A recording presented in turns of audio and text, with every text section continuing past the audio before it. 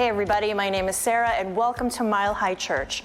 Thank you so much for spending a portion of your weekend with us, especially if you're new. Our vision, Oneness Revealed, a world of love, peace, and abundance for all. Our mission, to serve as a spiritual beacon for personal empowerment and global enlightenment. Before we get started today, we want to give you a look at a few things coming up at Mile High Church for you and your family. Immerse yourself in Tibetan Buddhism. Explore ancient practices of mantra, ritual, and visualization. Awaken your heart and experience greater joy with Zamira Jasworska on November 5th. And discover the wisdom of Joseph Campbell in The Art of Living with Josh Reeves on November 7th. Reflect on a deeper exploration of relationships, success, and meaning in your life.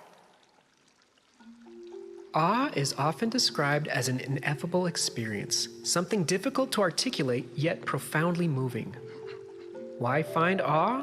Because it calms down the nervous system and releases feel-good neurotransmitters promoting bonding, trust, and love. Join us at Mile High Church to hear Dacher Keltner discuss awe, the new science of everyday wonder and how it can transform your life. For more information about anything you've heard today, visit the Event Center or connect with us online at milehighchurch.org or check out our cool new Vesta board.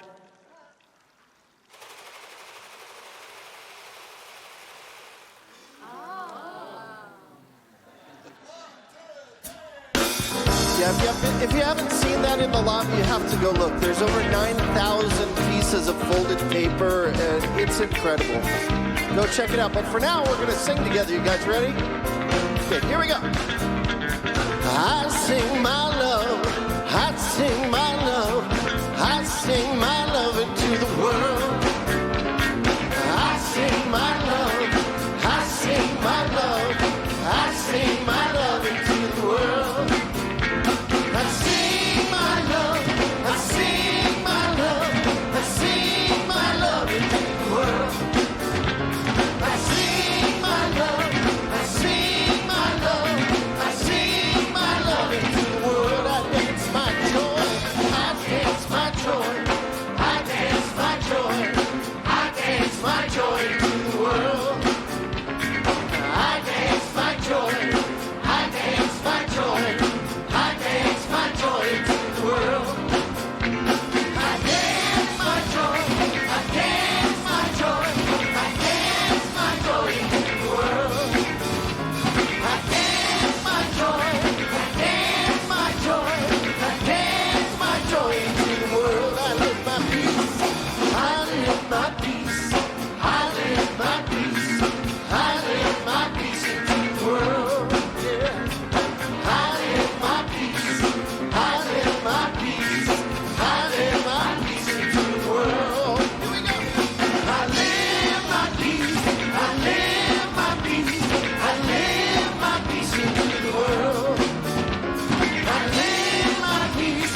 I live my peace. I live my peace into the world. I sing my love. I sing my love. I sing my love. I sing my love into the world. I sing my love. I sing my love. I sing my love into the world. I sing my love. I sing my love. I sing my love into the world. I sing my love. I sing my love. I sing my love into the world.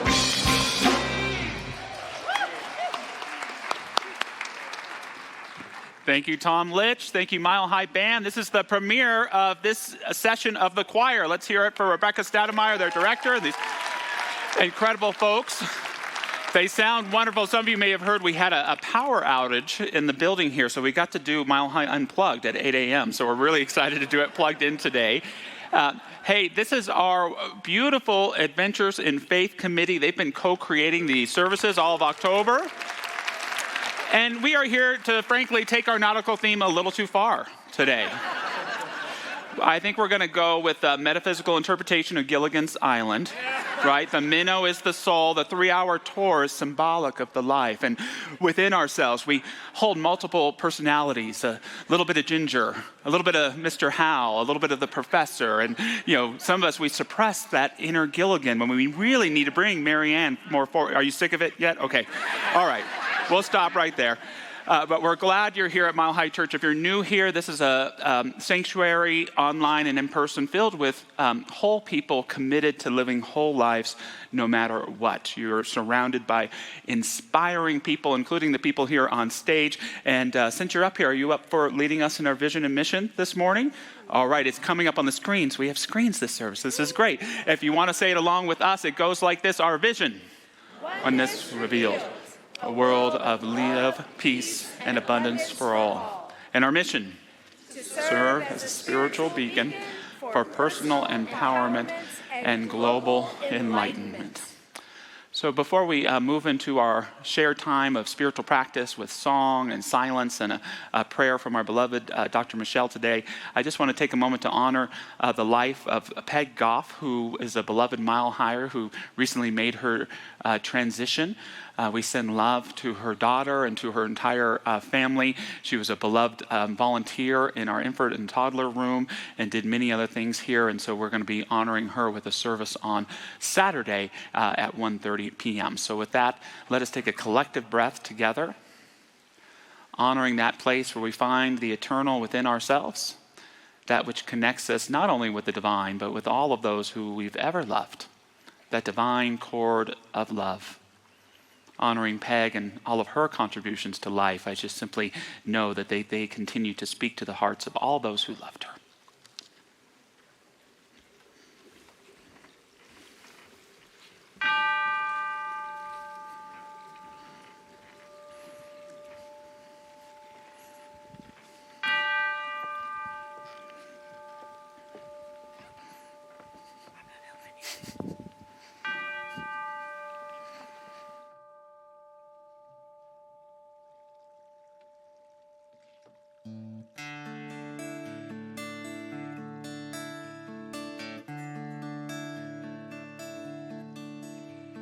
Surely the presence of God is in this place. I can feel the mighty power and the grace. I can hear the brush of angel wings. I see glory on each face. Surely the presence of God is in this place.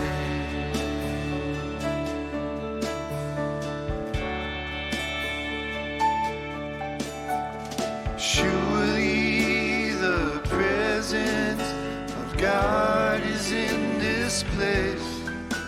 I can feel the mighty power and the grace.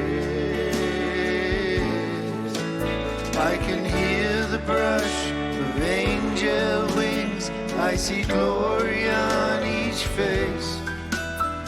Surely the presence of God is in this place.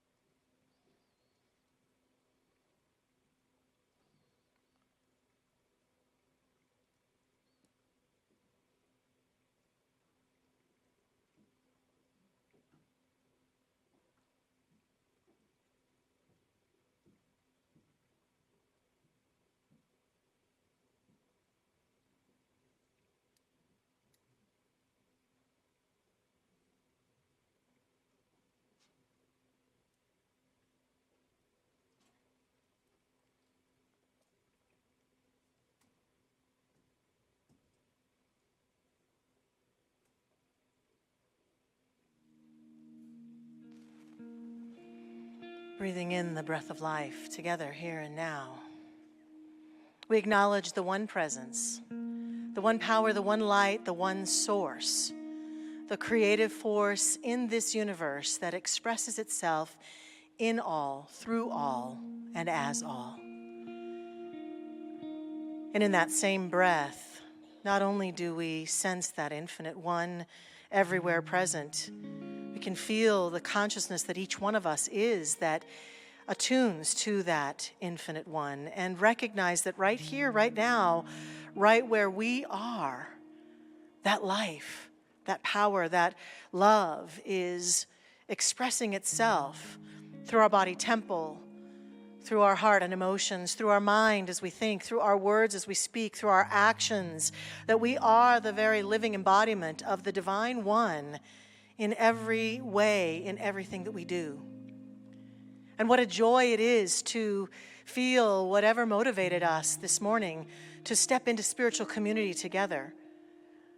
Whether we are in this beautiful sanctuary or watching online, we recognize that something has called us to be here. Some desire that Spirit has as us to be in community, to experience that deeper walk with our own spiritual magnificence, to express ourselves fully and completely, to be uplifted and loved and seen, to be here right now. And so we attune ourselves to that desire that brought us here today just as beautifully as this guitar playing behind me has attuned itself with the aid of the musician in concert and cooperation, such that the instrument plays and expresses itself. We are the instruments of the divine, coming together from our various paths of living, being the full, unique expression that we are, and yet acknowledging the one that powers it all. We are that which it is. And therefore, that motivation that has brought us here, I accept and affirm, is absolutely fulfilled. It's fulfilled through everything we are and do together this day as a spiritual community. It is fulfilled through the activity of this service. It is fulfilled through the experience of walking amongst the beloved beings here at Mile High Church. It is fulfilled easily and effortlessly. And we are comforted, nurtured, inspired, and uplifted here today. I give thanks for this truth that is ours now. I give thanks that as I have spoken, it is so. I give thanks for the infinite that empowers this word into being now, as I simply surrender it, let it go, and let it be. Thank you, life. And so it is. Amen.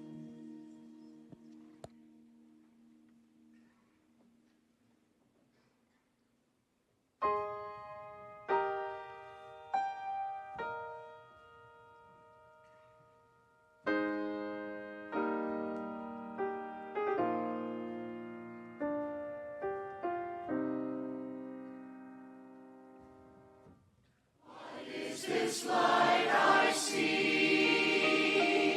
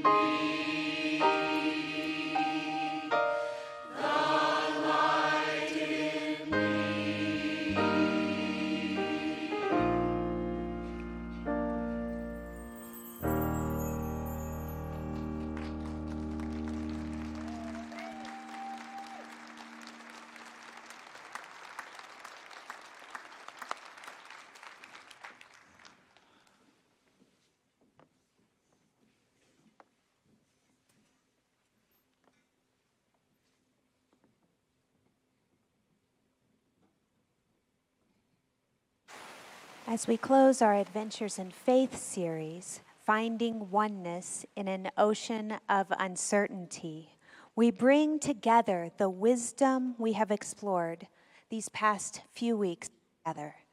This fountain symbolizes oneness and the true waters of faith that flow and circulate continually through each one of us. Those waters ebb and flow. They expand and contract, increase and decrease as we move through this thing called life.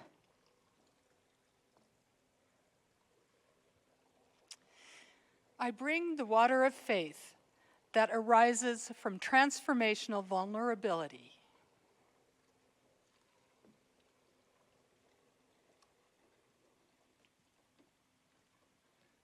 I bring the living water of faith as revealed in strength, stability, and security as we anchor in divine ideas.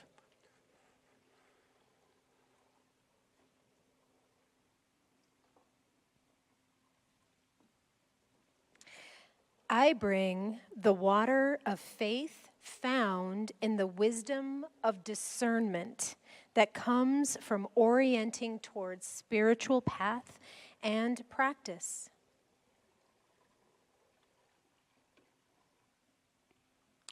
I bring in the true water of faith that guides us into navigating our lives through deepening our spiritual mastery and our conscious intent.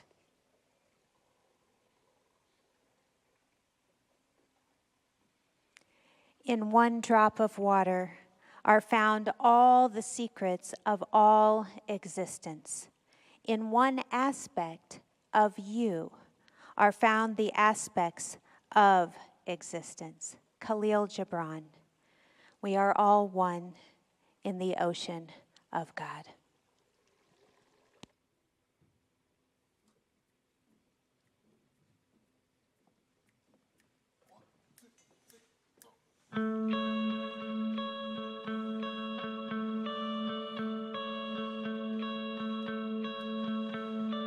Hope when you take that jump, you don't fear the fall.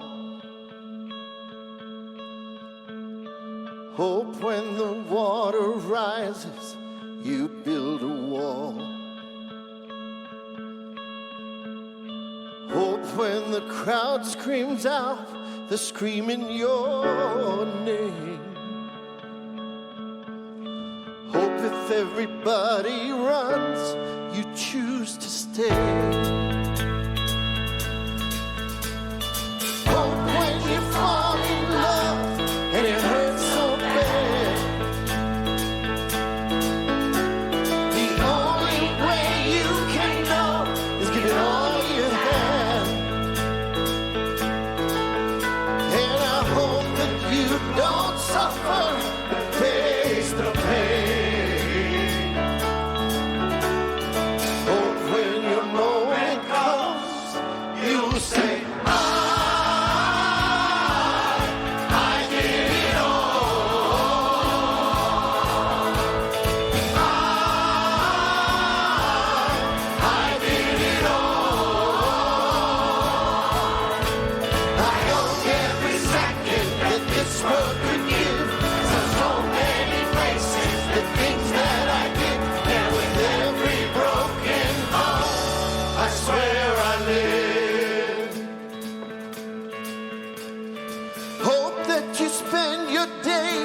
and they all add up. And when the sun goes down, I hope you raise a cup. Oh, I wish that I could witness all your joy and all your pain. But until that moment comes, I say,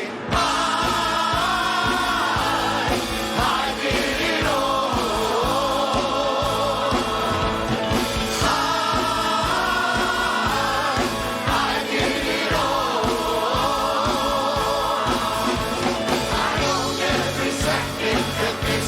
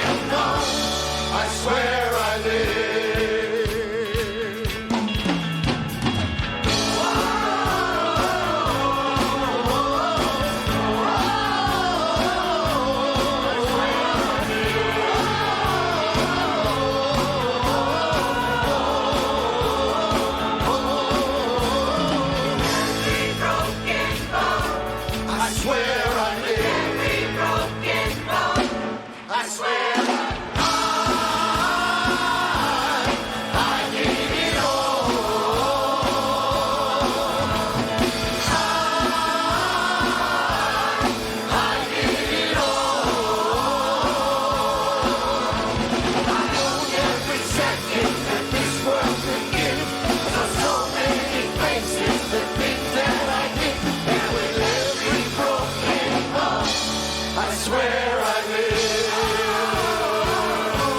That's where I live. That's where I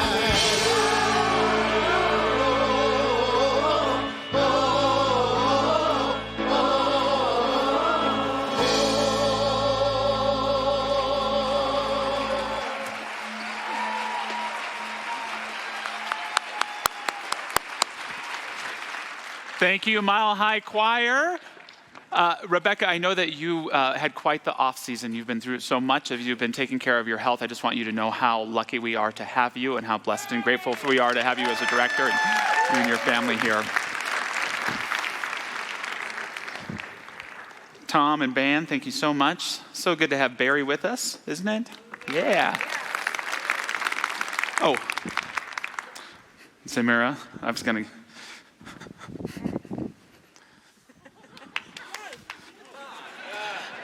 Come on, Skipper, we need you back. Right. Now we're going to the metaphysical meaning of Captain and Tennille as we look at their songs today. We are so blessed at Mile High Church to have what we call our renowned speaker program.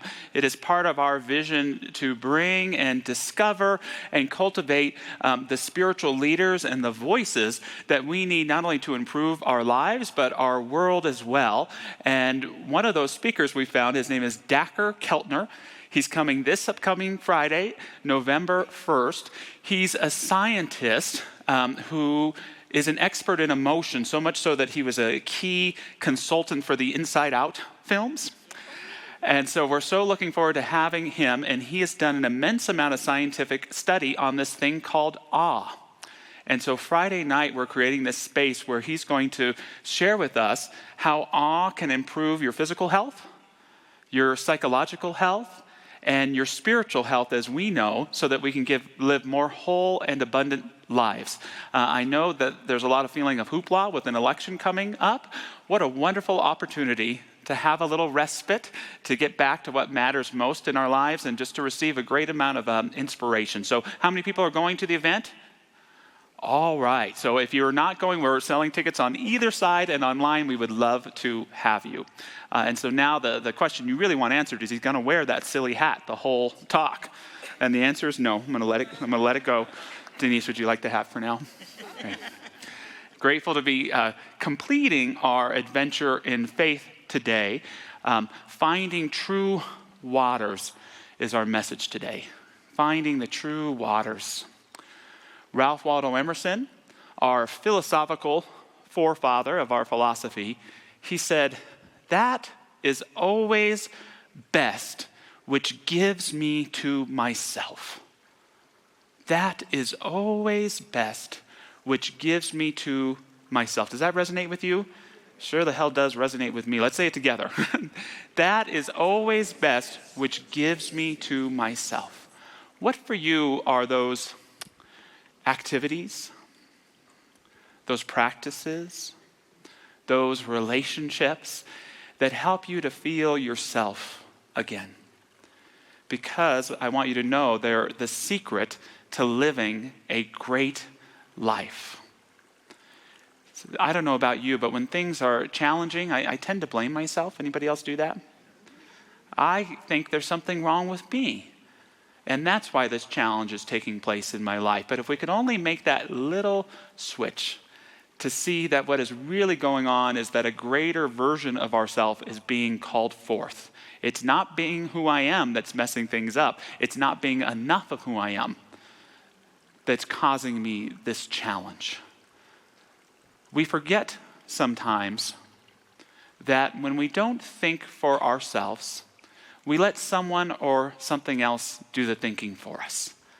Doesn't that scare you a little bit? It scares me, especially in election time when we know people whose job is to get us to not think for ourselves. If we don't feel for ourselves, we allow the perceived feelings or fears about other people become the center of our life.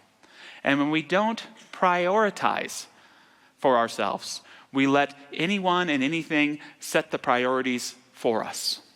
We lose ourselves. And thus it is so important to be able to recognize that which allows us to get back to being who we are. Sometimes it's doing something playful or relaxing.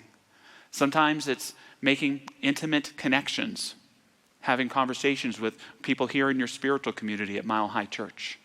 Sometimes it's learning to re-engage in a meaningful spiritual practice.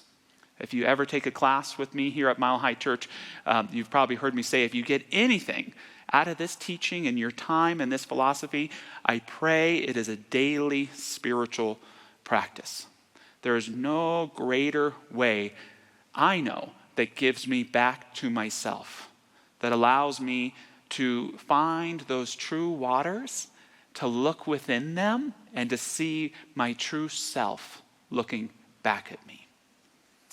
A former Trappist monk with Thomas Merton and psychologist by the name of James Finley, he had a definition of spiritual practice that works for me. It goes like this: it is any act habitually entered into with your whole heart as a way of awakening, deepening, and sustaining a contemplative experience of the inherent holiness of the present moment. I love that. The inherent holiness of the present moment. By caring for ourselves, by going to our own well, we unlock an experience of the divinity. By taking care of ourselves, we reveal our relationship with a higher power. By nurturing our being, we bring forth the spirit of our becoming. And what I recommend for everybody in terms of spiritual practice is to first look at those traditional spiritual practices. Those that come to us from religion and from family and ancestry. Things like meditation, prayer, forgiveness, gratitude, yoga, creating an altar, Tai Chi. Always find a couple of these that work really well for you. But don't forget about those secular spiritual practices as well. Those things you may engage in on a daily or weekly basis, that if you could bring more of a reverence for that holy that is in the present moment, could also expand your sense of spiritual life. Exercising, listening to music, having a good conversation, listening to a podcast. These things sometimes that we don't think are going to create any material good for us actually put us back in touch with being a soul so that we can live fully and wholly again. Sometimes it's as simple as just being willing to set any plans aside for the day and just bump around, just be. One of the most important periods of my life was a little under 2-year stint that I lived in San Diego, California. And I was not happy with what led me there. I had become a minister, and my first ministry was a total failure. It was not only a failure in starting a business for me, it was also created a crisis of faith. I had ended a relationship. Have you ever been in one of those relationships where you're on the train and you see that it's about to crash, and for some reason you say, I think it's a good idea to stay on this train? So that's what I did, and it went boom. And I was lucky to get offered a job in San Diego. I was also not taking care of my body. I was smoking and drinking and not eating right. And the most wonderful thing happened in San Diego. I got to be in my own energies again. I got to live alone for a little while. I got to get back to my spiritual practice. San Diego was just this great place to walk. So I just bumped around here or there. And I probably accomplished nothing of great material good in those 2 years, but I came back to myself. I rediscovered my interiority. I got back to my center, and when we get back to our center, it sets the creative process into motion. And I can tell you, if it wasn't for that time, I would not have been capable of becoming a successful minister. I would not have been capable of becoming a good husband or father. I wouldn't have understood the importance of a commitment to thriving and well-being. So doing nothing being back in my own energies created a path for me to fulfill my purpose in career and in personal life and in personal health. I get to start teaching a class about the great Joseph Campbell here in a few weeks, and it's kind of a full circle experience for me. The class is called The Art of Living, and what it really is it's about what happens when you learn to live from your own center. And I made the class up right when the pandemic hit in and we all stayed at home. It was great marketing. Let's have an online class. We're all stuck at home. You kind of have to come. And I don't know how well the class went because I just made it up. But the idea was we're heading into survival times. And Campbell teaches us that when the world seems to be falling apart, there's only one thing you can hold on to, and that's your bliss. What you love to do, what makes you happy. Hold on to that and you'll be okay. And recreating or refining the class for coming up, it helped me to see that quote in a different way. That holding on to our bliss is actually how we bring the world together. Holding on, discovering, cultivating, and practicing our bliss is actually how we pull our lives together. By giving ourselves back to ourselves through those activities and practices that matter, it gives us everything we need, not only to confront the challenges, but to step into the potential things to celebrate in our thriving. Speaking of this idea of just wandering, of just bumping around, Campbell shares, those were glorious experiences. I was just flopping around, sniffing out what I would do and what I wouldn't do. I only wanted to do what made sense to my interior. I don't see how one can live otherwise, and nothing is better than reading when there is nothing else to do. Now, I would love to prescribe that you all take a month off of work, family obligations, and just bump around. And I realize that for many of us that's not possible, but even better reason to find a couple times in the day to do that which is best for giving yourself back to yourself, for remembering who you are, for recalling your spirit and realizing you don't just have a soul that exists somewhere, but that you are a soul, living this human life for a reason. Find those spaces in your life so that your life isn't something you have to escape to get back to your center, but is a daily example and expression of what it means to live from your center.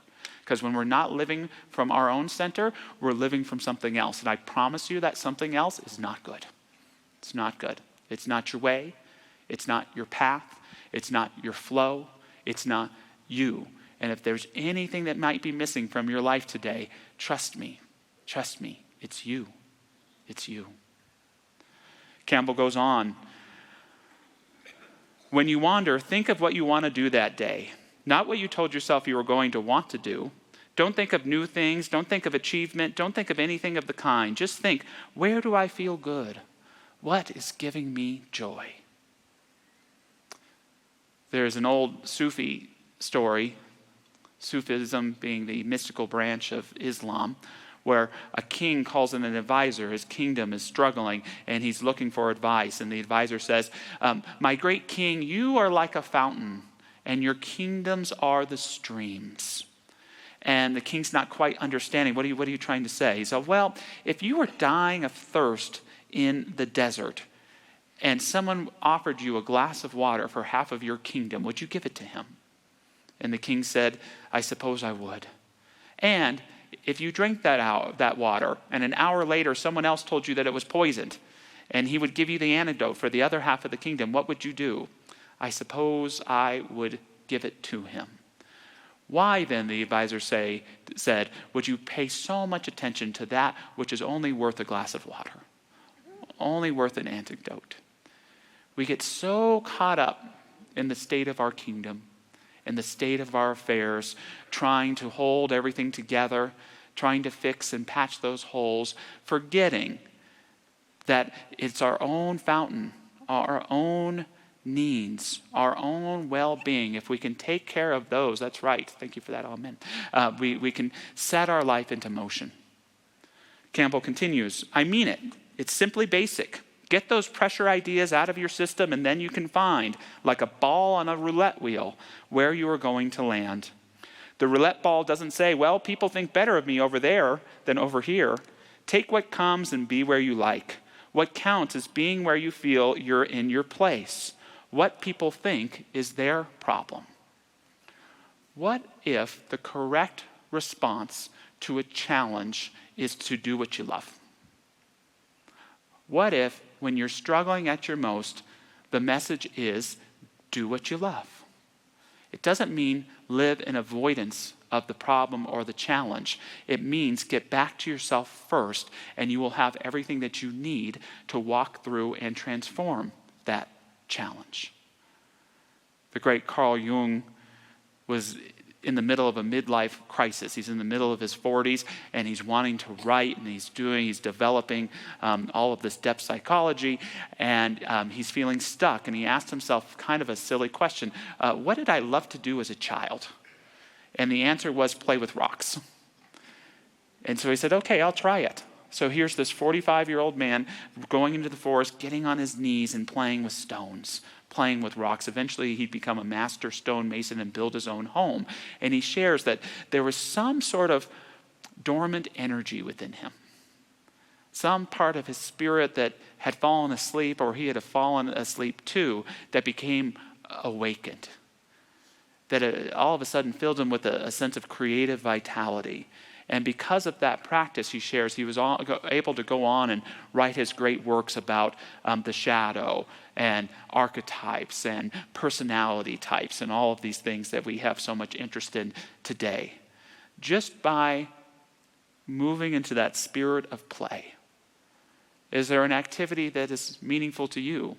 Perhaps that you haven't allowed yourself to embark in or engage in quite a while because you are so busy and have so much to get done. That if you could just put things down for a little bit and get back to that, you get back to yourself and back to that creative energy that wants to move you forward. In the fountain of our lives, in the river of our lives, I would love to say that everything always feels full. But the truth of it is that some of us feel flooded and some of us feel empty.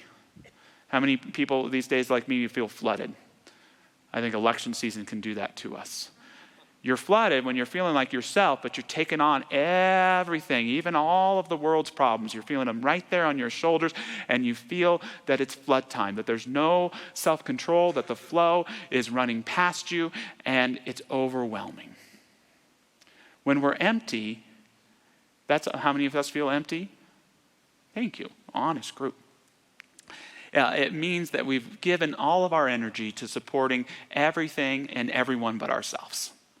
That we've allowed ourselves to run dry, and we've forgotten that if we don't take care of ourselves first, we cannot properly meet the spiritual, emotional, and physical needs of others. And we have that experience of drought, which feels not like solitude, but a kind of sad isolation.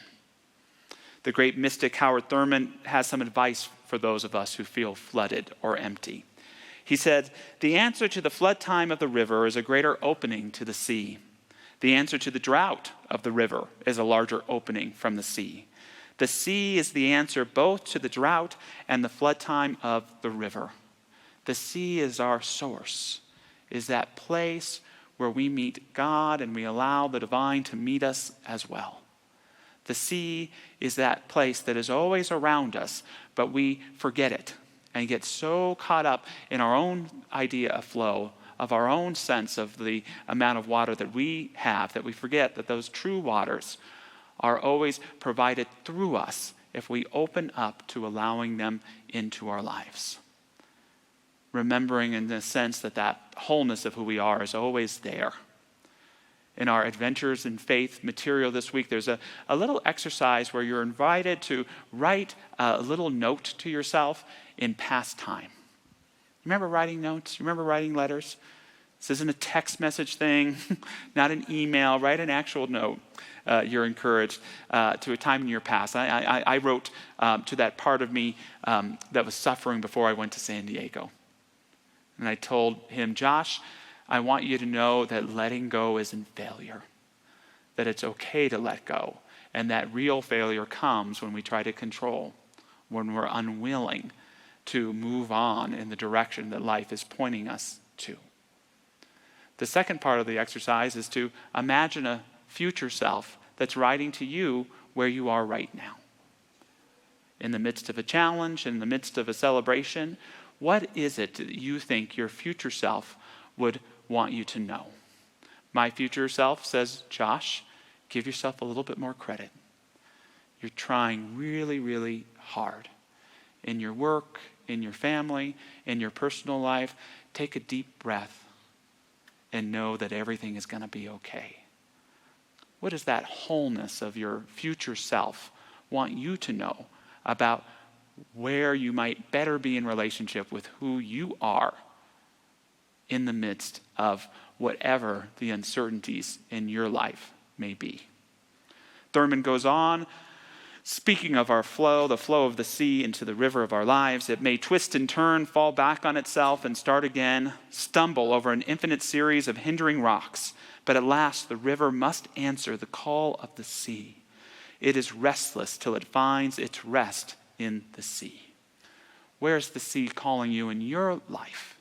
To get back to source, to get back present, to open yourself up to that greater experience of that incredible spiritual power, the only spiritual power that is, yet wants to express as the spiritual power that is who you are, the treasure, the gift, the jewel of your spirit and your vitality that your life is longing for.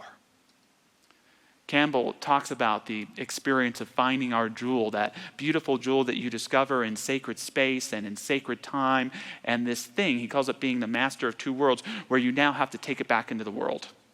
You're called to bring it into the world because the world needs who you are. Your loved ones need who you are. Your life needs who you are. And he says we have three choices when we discover that jewel and we're called to go back into the world, what T.S. Eliot sometimes termed the wasteland. And the first is the refusal of the call, which says, screw it, I'm moving to the woods. I'm going to stay with this feeling of being myself, and that's all I'm going to do. So that's refusal of the call. The second is refusal of the jewel, by looking out at the world and the wasteland saying, what do other people want me to be? What's going to help this person think better than me? How can I present myself in a superficial way to keep this person calm or make this situation okay? And when we do this, we refuse the gifts that we've discovered and been given. Lastly, we can enter back into that original world and become the master of two worlds, where we give our jewel with authenticity, with transparency, and with a willingness to grow. And what I have come to believe is that when we do just that, even in challenging times, it's like a vitamin C for our lives. When we stay committed to our true self and bringing that into our relationships and into our work and do all that we do, it's only practical, but it's also the greatest magic that there is. To realize that within you, within your own center, by owning who you are in your own interior, your life begins to fall into line, your vision becomes into view, and the day-to-day adventure is no longer something to control, but an adventure to enjoy. So moving into prayer as we close this Adventures in Faith, I invite any of our incredible practitioner prayer partners to stand and hold consciousness, just honoring our incredible spiritual community here in the sanctuary and everyone watching online as well. Let's again become aware of the affect of being given back to ourselves, of returning to the place of our beginning and realizing it is also the place of our eternality. That although we may have gotten caught up searching in the world for something to complete us, something to make us acceptable in someone else's eyes, we remember that it's been right here within us all along. That learning to trust ourselves, that finding joy in getting to know ourselves, in taking the time to articulate feelings grand and even decrepit, we communicate and bring forth our authenticity, realizing that when we do, it sets forth the creative medium into action. And our life begins to become filled with what may have felt like it was missing, a sense of deep healing a profound flow and coherence, of a sense of resonance, reverence, and deepening with our very lives.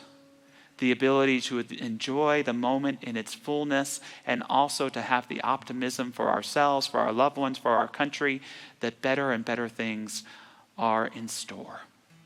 Opening ourselves to the treasure and the gift of ourselves, we find our true waters are not as far away as we may have thought, that they're right here with us, moving us onward into grander and grander experiences of this beautiful thing called life. And so it is. Amen.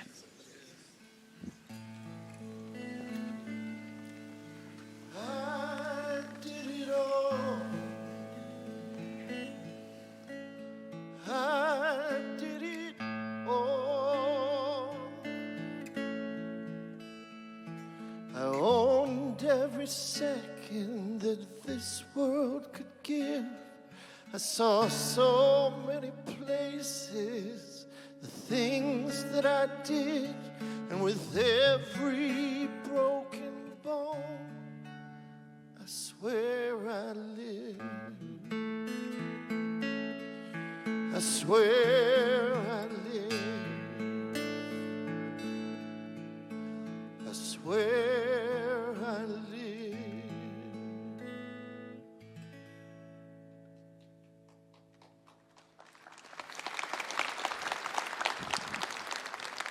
Thank you, Tom.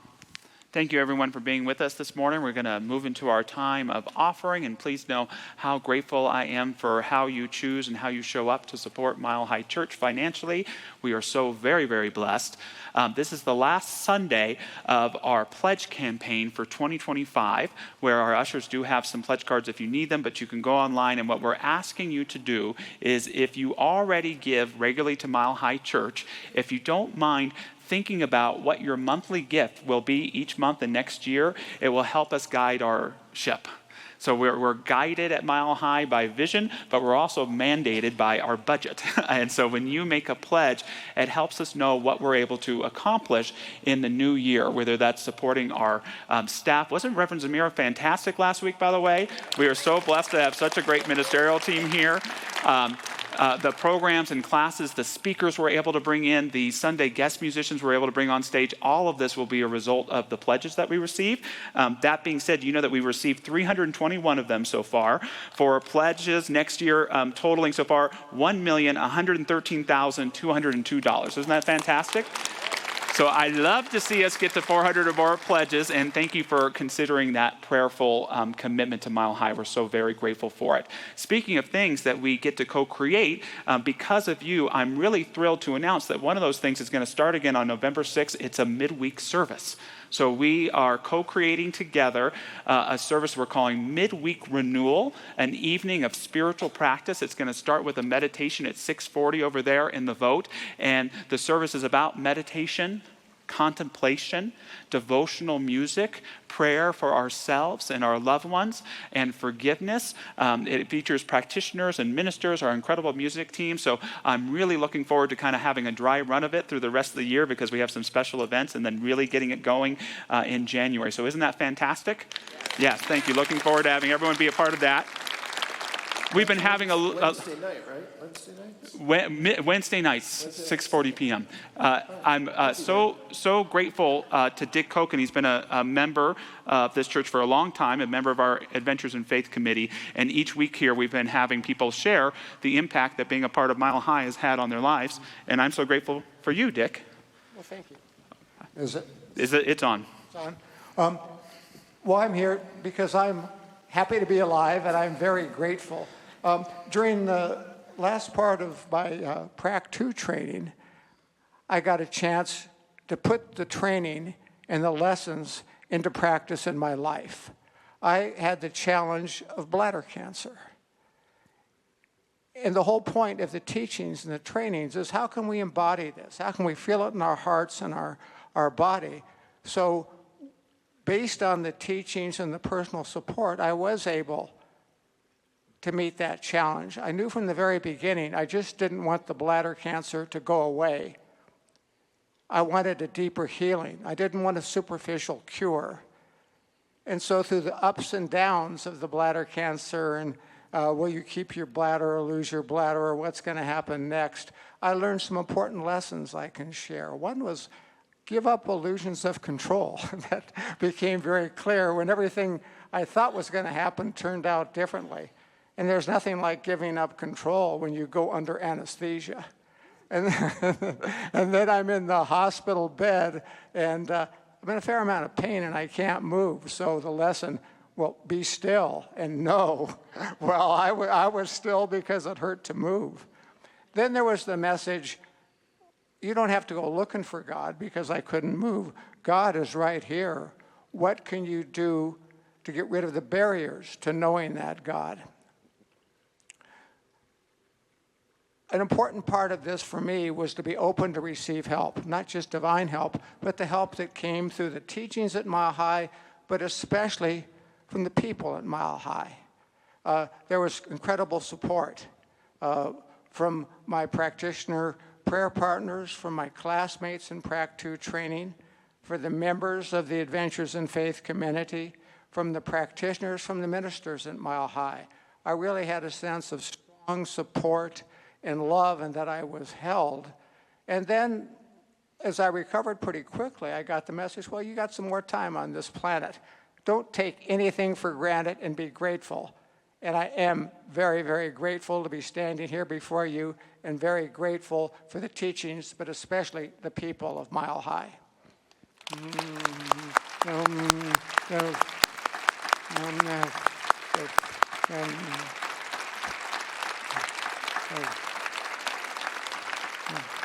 We're so very grateful for you, Dick, and what I know, we sometimes use this term called Mile High magic, and for me, the source of it is our people. That within this spiritual community, you're going to find the most courageous people you've ever met. They're no different than anybody else, but what they're committed to is living their wholeness in life's highs and even in life's challenges, no matter what. And when they're willing to share them with us, just like Dick, it gives us the resilience and it gives us the faith that we need to live this thing called life. So very grateful for that, Dick. Well, thank you. And thank you for the support and for everybody here. Yeah, thank you. Would you be willing to lead us in our offering affirmation today? I would be delighted. All right. Divine love as me blesses and multiplies all that I am, all that I have, and all that I circulate. And so it is. Thank you, Dick.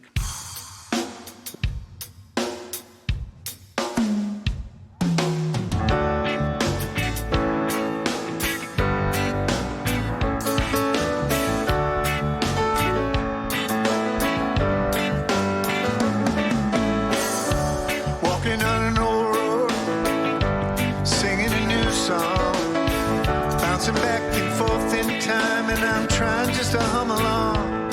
While these mystical connections, they keep happening to me.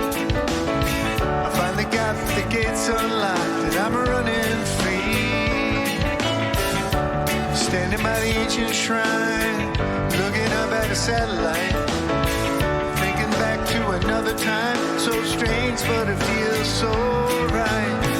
I am not this little man drifting on my own, a body wrapped around an ancient soul headed home. We are one ocean, the waves roll on and never stop. One ocean, and the ocean is in every drop, in every drop.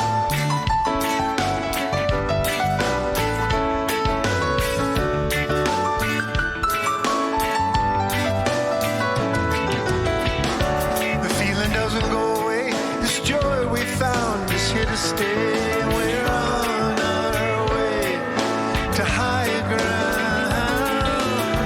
We're really not so far apart, we're traveling from head to heart, and though the ways are many, there's just one destination. We are one ocean, from the bottom to the top. One ocean, and the ocean is in every drop. One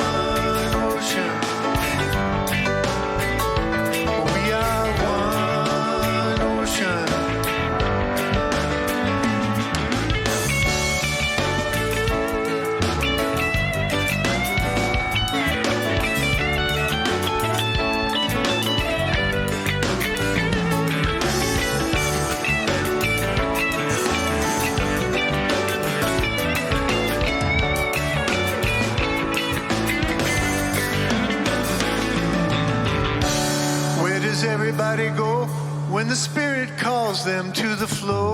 Somehow you know we need not be afraid,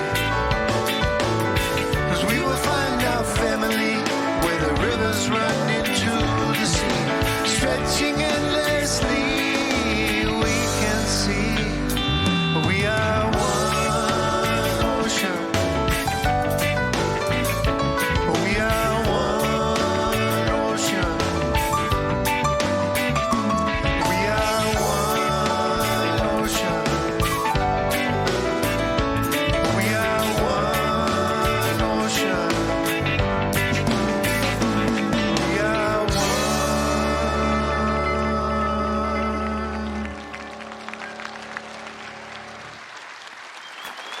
Barry Ebert, Mile High Band. Thank you, Barry, Tom, Mile High Band. If you are here for the first time or a new visitor to Mile High, we have a welcome center in the middle of the lobby, and I will be there after the service to answer any questions you might have about what's going on here at Mile High Church. You may also notice our prayer practitioners are down front and available for a short affirmative prayer after the service. Thank you, Carol. After service today, for those who are here in the sanctuary, we have what we call a Sunday moment here at Mile High. It's an art experience. So if you want to do something to help ground some of what we've been teaching all this month, thank you, Linda, for putting that together in the community center. That's going to be fantastic. Also, thank you to everyone who brought food, and those who haven't, just that right amount of spiritual guilt to bring something next week to go help the people in our greater community. They take cash donations too. Thank you to our Make a Difference team for putting that together. Zamira, will you tell us a little bit more about the incredible service that is being prepared for us on Wednesday? Yeah, so I just wanted to invite you to consider this Wednesday is our Dia de los Muertos observation, and I invite you to come and to bring a picture of a loved one who has passed on, a picture of an ancestor, a picture of a spiritual teacher that has really touched your life in some way, because we are going to gather together on Wednesday, October 30th at 7 p.m. in the Vote, and we're going to really honor those ancestors through a sacred service and harvest the gifts and also steep in gratitude for the legacy that they have brought us to this point in time. So I hope to see you all there. Thank you, Zamira. Thank you for preparing that for us and your whole team. With that, if you'd like to stand, we're going to say a benediction together and sing our peace song. The benediction goes like this. Repeat after me. Something wonderful is happening to me right now. It is this thing called life. Life is in my mind, body, and all that I do. I give thanks for it, and I accept it. Just the way that it is, and just the way that it is not. Thank you, life.